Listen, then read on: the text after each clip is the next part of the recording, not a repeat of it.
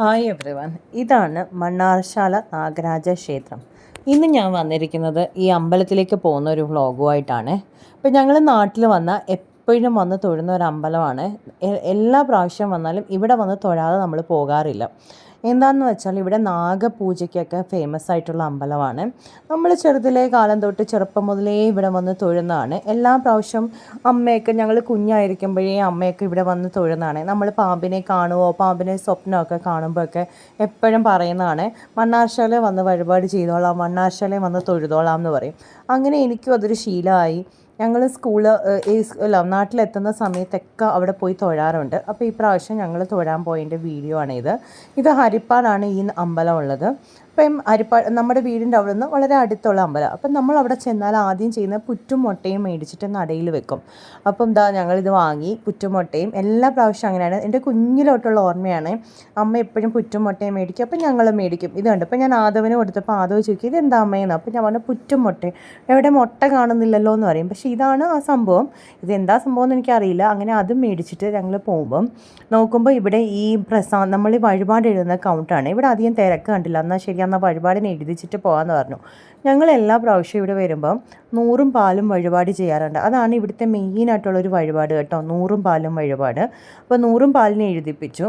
അതായത് ഞങ്ങൾ പോസ്റ്റിൽ വഴി പ്രസാദം മേടിക്കും. 12 മാസത്തേക്കാണ് എഴുതിപ്പിക്കുന്നത്. എല്ലാവരുടെയും പേരിൽ ചെയ്തു. എന്നിട്ട് നമ്മളത് പോസ്റ്റിൽ വഴി നമ്മൾ അഡ്രസ്സ് എഴുതി കൊടുത്തു കഴിഞ്ഞാൽ പോസ്റ്റിൽ വഴി നമുക്ക് വീട്ടിൽ വരും. അപ്പോൾ ഇതാണ് മെയിൻ എൻട്രൻസ്. പിന്നെ എൻട്രൻസിനകത്തോട്ട് ഞാൻ അധികം വീഡിയോസൊന്നും എടുത്തിട്ടില്ല. ഇത് ഈ മെയിൻ നടയുടെ ഭാഗത്ത് ഞാൻ അധികം വീഡിയോസ് എടുത്തിട്ടില്ല. ഞങ്ങൾ ഞായറാഴ്ച ദിവസമാണ് പോയത്. അപ്പം ഭയങ്കര തിരക്കായിരുന്നു. അപ്പം ഞാൻ ആ ഭാഗമൊന്നും എടുത്തില്ല. അവിടെയൊക്കെ ഫോണൊന്നും അത്ര റെസ്ട്രിക്റ്റഡ് ആണ്, ഫോൺ യൂസ് ചെയ്യാൻ പാടില്ല. അപ്പം ഇത് കഴിഞ്ഞിട്ട് അമ്പലത്തിൻ്റെ മെയിൻ നട കഴിഞ്ഞിട്ട് പിന്നെ അകത്തോട്ട് കുറച്ച് വഴികളുണ്ട്. അപ്പോൾ അവിടെയൊക്കെ ചെറിയ ചെറിയ നടകളൊക്കെ ഉണ്ട്. അപ്പം ഇത് ഇവിടെയായിരുന്നു നമുക്ക് പണ്ട് പ്രസാദം കിട്ടിക്കൊണ്ടിരുന്നത്. ഇപ്പോൾ അത് മാറ്റിയിട്ട് പുറത്തോട്ടാക്കി. ഈ വഴി കണ്ടില്ലേ, ഇതുവഴിയാണ് അമ്മ, ഇവിടെ അമ്മയാണല്ലോ പൂജകൾ ചെയ്യുന്നത്. മണ്ണാർശാല അമ്മയാണ്. ഇത് അമ്മ നടന്നു വരുന്ന നടപ്പാതയാണ്. ഇത് ഇവിടെ ഇങ്ങനെ ഗ്രില്ല് പോലെ ഇട്ടിട്ടുണ്ട്. ഇതുവഴി ഇങ്ങനെ നടന്നാണ് അമ്മ അമ്പലത്തിലേക്ക് പോകുന്നത്. അത് കഴിഞ്ഞിട്ട് നമ്മൾ അവിടെ അകത്തൊക്കെ കയറി തൊഴുതിട്ട് ഇത് ഇവിടെ എപ്പോഴും ഉള്ളൊരു കട കേട്ടോ. പണ്ട് തൊട്ട് എൻ്റെ കുഞ്ഞിലിതേട്ടുള്ളതാണ്. ഇത് അമ്മയാണ്. ഓരോ പ്രാവശ്യത്തെ അമ്മമാരാണ്. ഇത് ഫസ്റ്റ് ഉണ്ടായിരുന്ന അമ്മ, പിന്നെ രണ്ടാമതുള്ള അമ്മ, ആ അമ്മയും മരിച്ചു. ഇനിയിപ്പോൾ അടുത്തൊരു അമ്മ ഇൻചാർജ് ഏറ്റെടുത്തിട്ടുണ്ട്. അപ്പോൾ ഇപ്പോൾ ആ അമ്മയാണേ ഉള്ളത്. 10:30 തൊട്ട് അമ്മയെ നമുക്ക് കാണാൻ പറ്റും. അമ്മയുടെ ദർശനം വേണ്ടവർക്ക് അതും കിട്ടും. വൈകുന്നേരം 6 മണിക്കുണ്ട്, രാവിലെ ഉണ്ട് കേട്ടോ അമ്മയുടെ ദർശനം.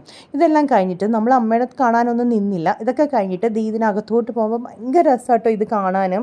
ഇവിടെ ഇങ്ങനെ പച്ചയായിട്ടിരിക്കും. പിന്നെ എനിക്ക് എപ്പോഴും ഇതുവഴി പോകുമ്പോൾ കുഞ്ഞിലേ തൊട്ടുള്ള പേടിയാണ്, ഇതിനകത്ത് പാമ്പ് കാണുമോ, പാമ്പുണ്ടോ എന്നിങ്ങനെ.